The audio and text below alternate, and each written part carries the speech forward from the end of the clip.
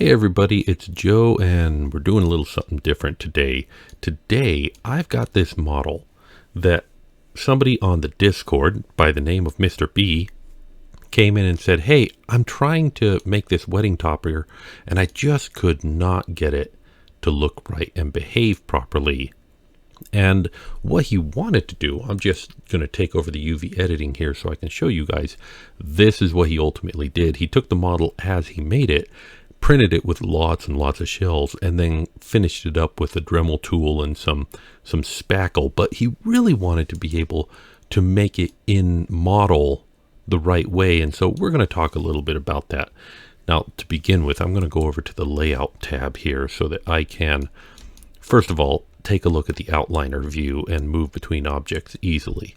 So in the outliner view, you will notice that nothing has a name, and we got three things that are hidden. If we unhide those, haha, I can see there's the rest of the model.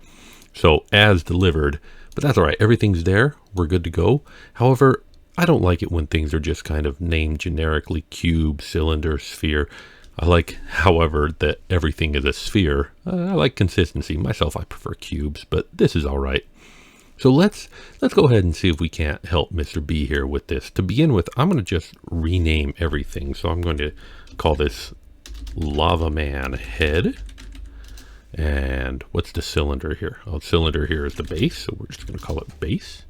The camera, I don't think we need the camera. I'm going to get rid of that. That sphere is the Lava Man body. Let's see, what do we got here? Lava Girl body. Let's see, we got a Lava Girl head and Lava Girl neck, and then lastly Lava Girl hair. Now, looking at this model, and I'm going to zoom in on the head now for a second.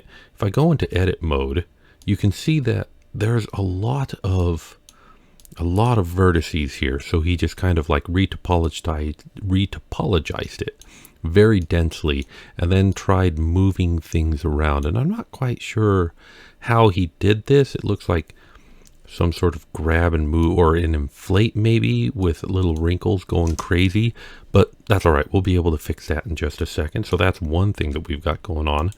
Then over here on the body, and I think, yeah, over here on this body as well, but you notice these big flat sections. If I go into edit mode, these are oddly shaped n-gons.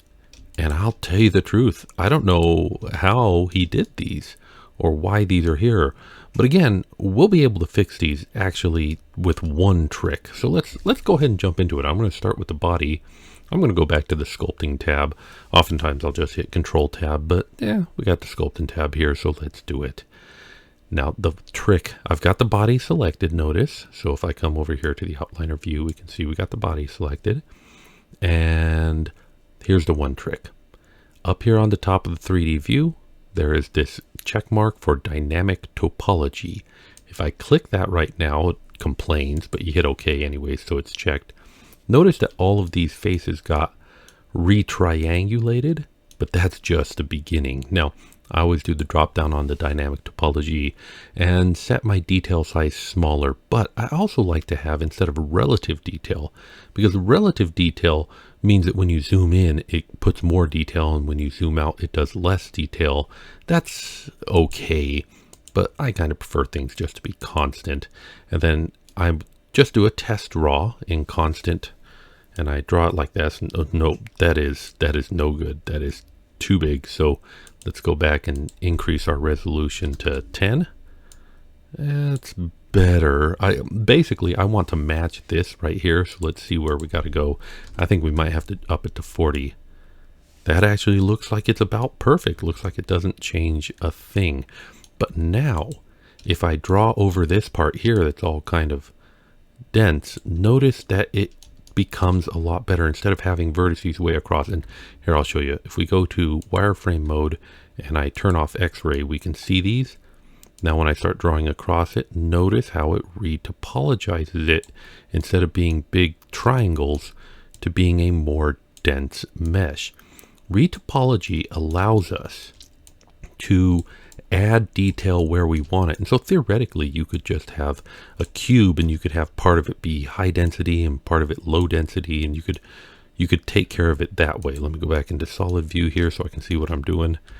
But there we go. We can now clean it up and use a little bit of smoothing. There we go, to clean this mesh up. Now, I do want to give major props to Mr. B for this part right here. Look at the texturing he did on these rocks. He says that he just went into sculpt mode. Now I'm noticing that my circle is not vertical, so I'm going to fix that real fast by hitting Control Tab, going back to object mode. I'm going to open up my side panel here so that we can look at the transform, and sure enough, we're not scaled uniformly. So if we hit Control A and apply the scale with a uniform scale, and Control Tab and go back into sculpt mode, now our circle is good and vertical and or round all the way around, and we're good. But he just says that he just went crazy going up and down and drawing texture on here, and doggone it, that is beautiful. Love it. Well done.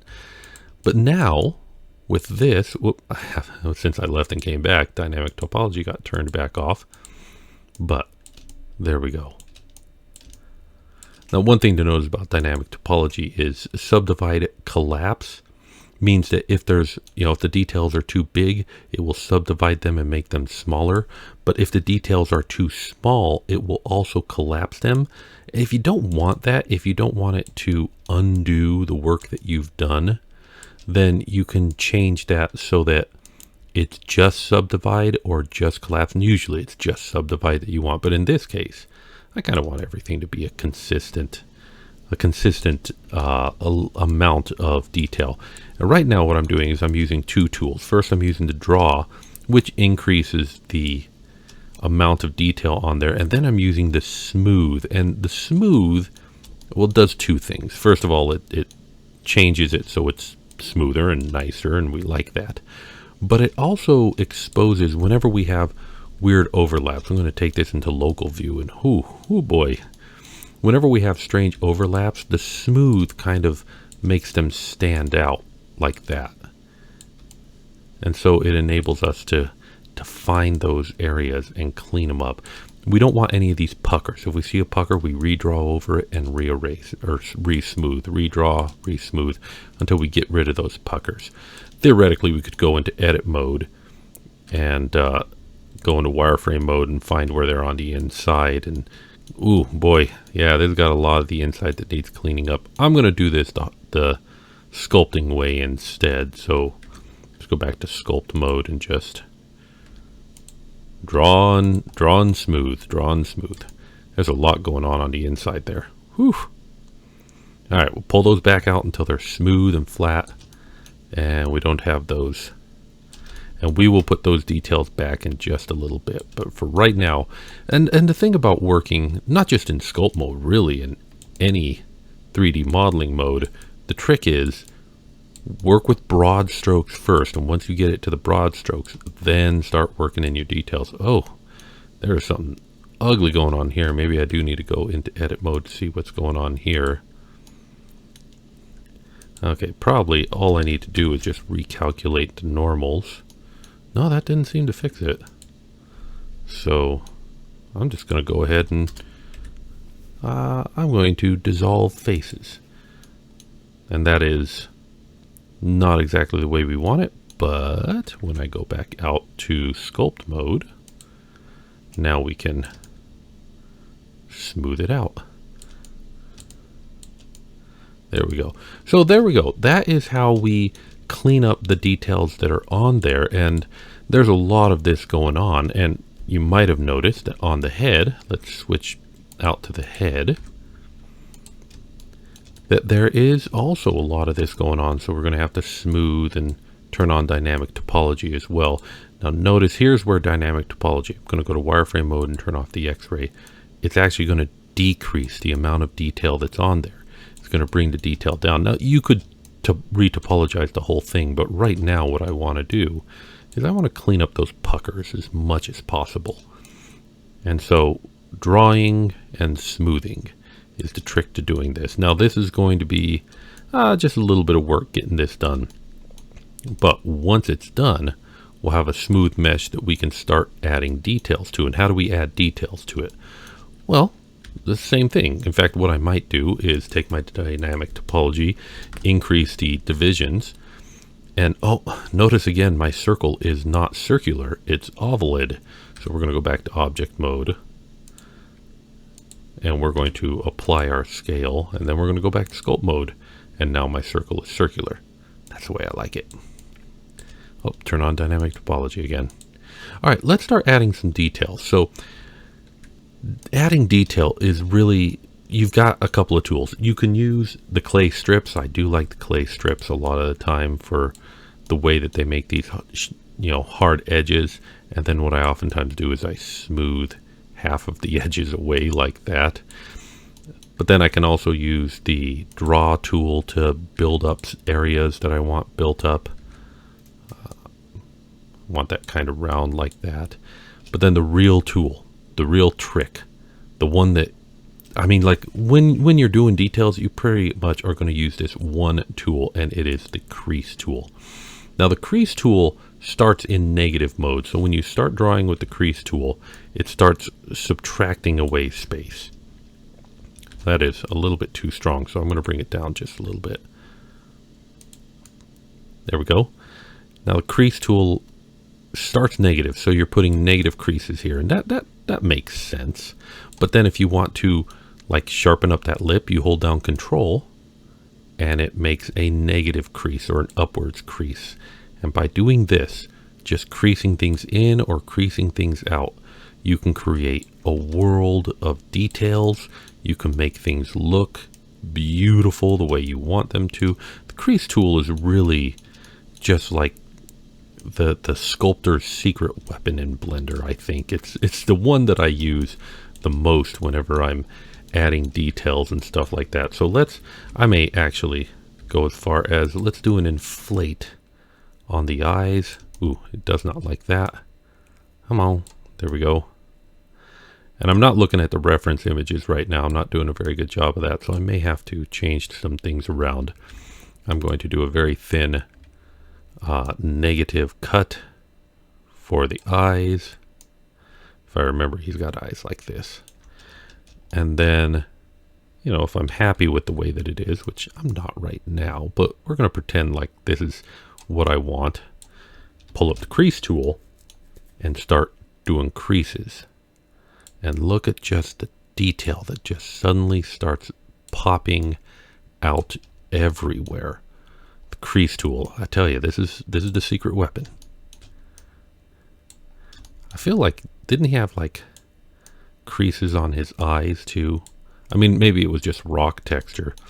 There's a lot of work that needs to be done on this model. I think that there's a lot of hope for it too, and hopefully using these tools, the dynamic topology being maybe the biggest one that'll help in this case, you can go ahead and make something cool. So that's the beginning of it. I definitely did not look enough at the reference material, but I wanted to show you what was possible so that you can start working on this and doing something cool. Now, am I going to finish this? Yeah, you know what? Maybe I'm going to go ahead and just put on some music and finish it up and see what I can do with this, because I'm kind of curious what I could do with this. So let's get on that.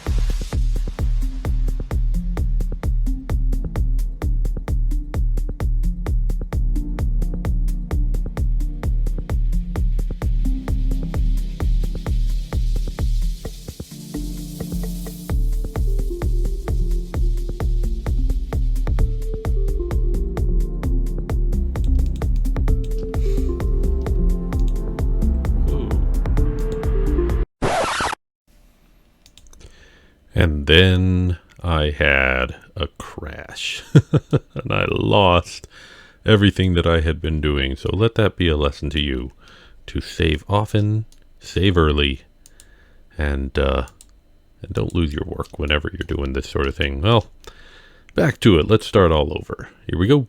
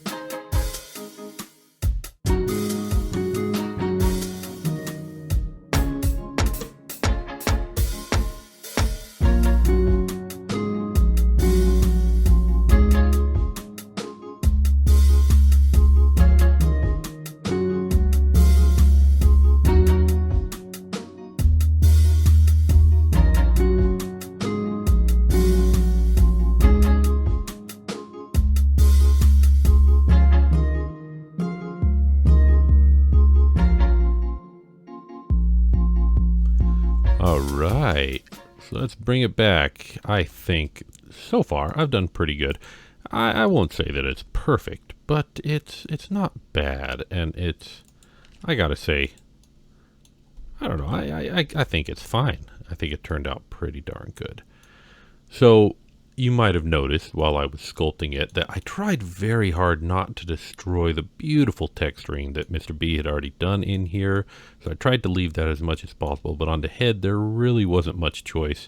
I accidentally ended up destroying all that beautiful texturing, but I added some texturing back in myself. And you might have noticed that I was using texture brushes to do that. So in sculpt mode, if you go in here and add a texture to your brush, it'll make it so that when you brush it creates a texture. And what's kind of fun is to do that with the grab tool. So having a texture on the grab tool means that you can grab and pull it, and it will only pull that small amount. Now that works great on the top here where we're trying to make this look like jaggy rocks, but on the side where we want to kind of have some stripes of rocks, it might be best just to turn off the texture and, just like Mr. B did, go over and just go over them over and over again. Just go hog on them, I think is what he said. Well, I think that's looking pretty darn good, actually. I think we're about ready to take this, prepare it for the 3D printer, and see what comes out. So let's do that.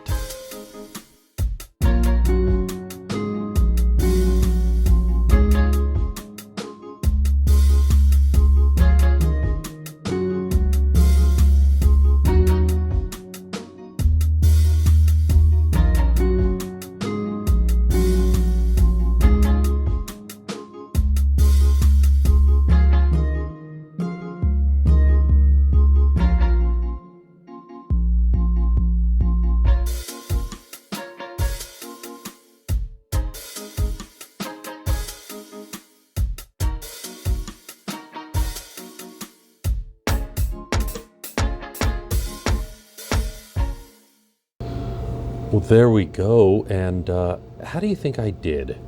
Now, overall, I would say that I think this turned out really good. And I kind of love how the multi-material allowed me to just pull it off the printer and go with it. I didn't even have to remove any supports. I did create some smoke on top of them. And I did that using these biodegradable packing peanuts. And being biodegradable means that if you get them wet, they start to melt away. But that also means that if you get other ones, that you can use them while they're wet and fuse them together, and they stick and kind of become one once they dry. Looks like I'm on the way to making a doggy here.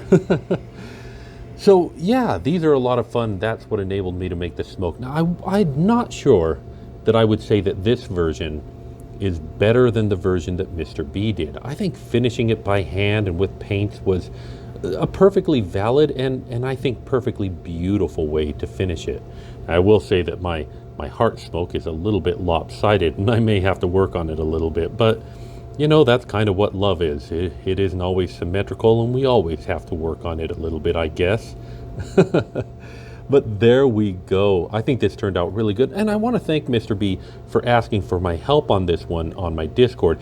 If you have a great idea of something that I could use Blender and make real with 3D printing, well, let me know in the comments. I'd love to hear it. Or if you have a project that you're working on and you want help, I love to help people with this one, just like I did Mr. B today. And maybe yours will be the next project that we feature on this channel. But until then, I want to thank you very much for watching.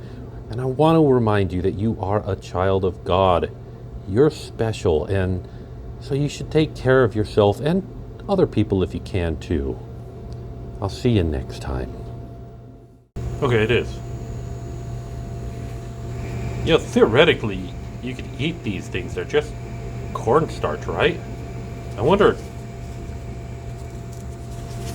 No. No. Yeah. Ugh. It's like unflavored cheese puffs.